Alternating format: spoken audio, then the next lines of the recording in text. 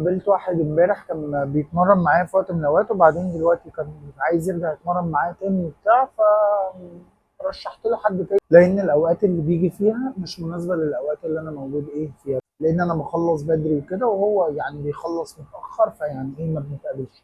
فالمهم كان جالي من فتره، قلت له ان انا هحاول ان انا اتاخر معاك شويه وكده، فكان جالي من فتره كان بيتكلم بشكل اللي هو عايز اتغير بس بشكل اجريسيف شويه، اللي هو انا هخرب الدنيا، انا هبهدل الدنيا.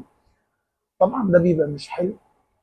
مفيش خير بيجي من ورا حاجه انت داخل فيها بشكل اجريسيف. الحاجه اللي بيجي من وراها الخير هي الحاجه السهله البسيطه. خلاص، خدها قاعده كده، احفظها قاعده. انت ما فيش حاجه قعدت تزن عليها وظبطت معاك من زمان، مش من دلوقتي. مثلا رحله عايز تطلعها، خروج عايز تروحها مع اصحابك، دايما الحاجه الحلوه اللي فيها الخير هتلاقيها بتحصل ببساطه كده وبسهوله ومن غير اي مجهود. فانا كنت بحاول افرمله شويه.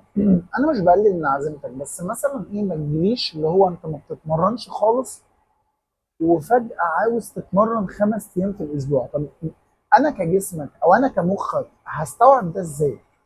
فبالتالي مش من الصح ان انت تقرر انه انا يعني 0% هنا عايز ابذل فيها 100%. بمعنى انا دلوقتي بشتغل مهندس وفاهم فيها فوصلت ل 100%، وعادي انا حر.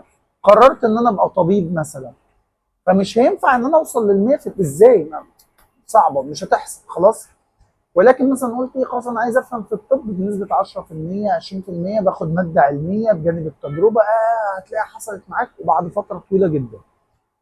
اللي انا عايز اقوله ان انت بتبدا تدخل العاده، بدل ال 100% عندك حاول تدخل 20% بس، ولكن يكونوا مؤثرين. ال 20% دول لو مؤثرين هيدوا لك نتيجه اكبر بكتير من السبب. يعني انت بتعمل 20% سبب ممكن يدوا لك 80% نتيجه.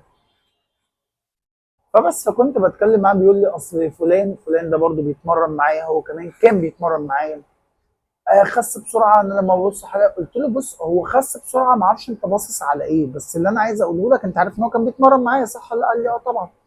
قلت له بقى اللي انا عايز اوصله لك الكواليس اللي انت مش واخد بالك منها، ان هو اي نعم خس بسرعه، بس كان نفس الكونسيبت، متبني نفس الافكار بتاعتك، وانا اللي كنت بفرمله اقول له لا ما ينفعش، لازم نهدى شويه، لازم نفكر، لا اعمل كذا.